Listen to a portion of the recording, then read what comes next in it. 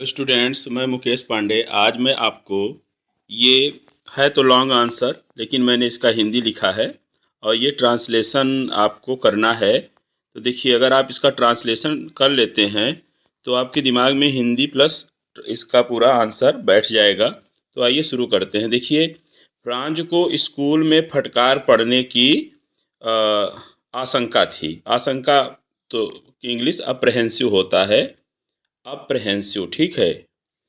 तो Franz was, ठीक है। अब अप्रहेंसिव मतलब आशंका।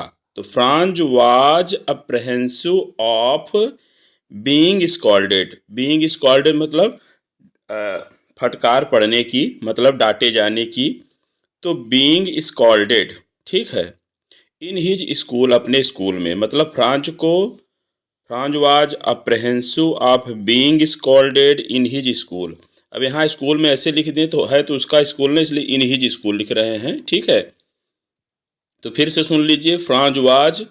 Afraid Franz was अप्रहेंसिव of being scolded in his school, क्योंकि एज या बिकॉज, क्योंकि उसने पार्टिसिपल पर अपना पाठ तैयार नहीं किया था। तो as he had not prepared his lesson, अपना पाठ, ऑन पार्टिसिपल्स, पार्टिसिपल्स पर, ठीक है। तो as he had not prepared his lessons on participles, उसे स्कूल के लिए पहले ही देर हो गई थी। तो उसे मतलब he was already late for his school. He was already late for his school, ठीक है। इसलिए उसने भागने और घर से बाहर दिन बिताने के बारे में सोची। इसलिए मतलब सो, ही मतलब वह, थॉट मतलब सोची, ठीक है। ऑफ मतलब काके की या के बारे में। भागने का मतलब रनिंग अवे।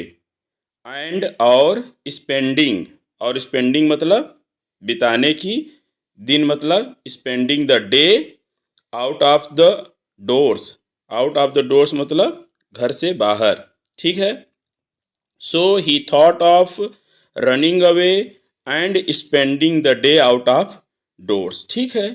अब हम लोग आगे आते हैं यहाँ से। अब है कि मौसम गर्म था।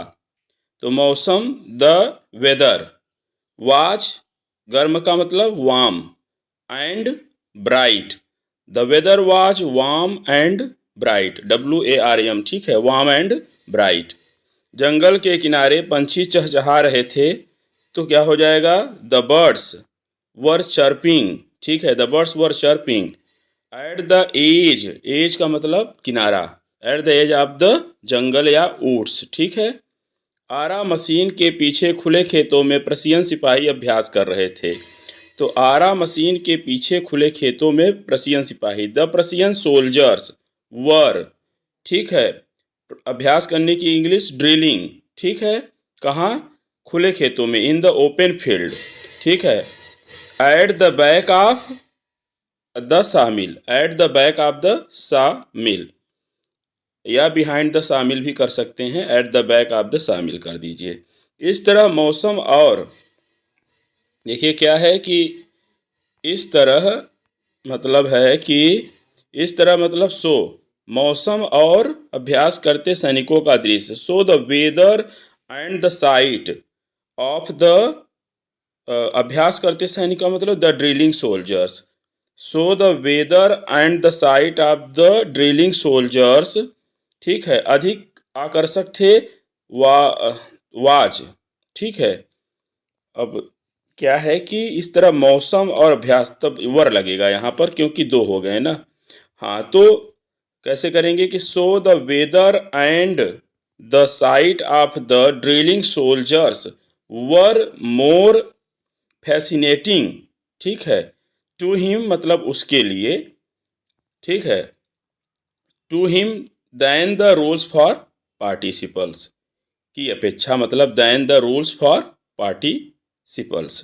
तो फिर से सुन लीजिए। So the weather and the sight of the drilling soldiers were more fascinating to him than the rules for participles, ठीक है। अब एक ट्रांसलेशन मैं आपसे पूछ रहा हूँ, इसका आप हमें बताएंगे अगर आ रहा होगा तो।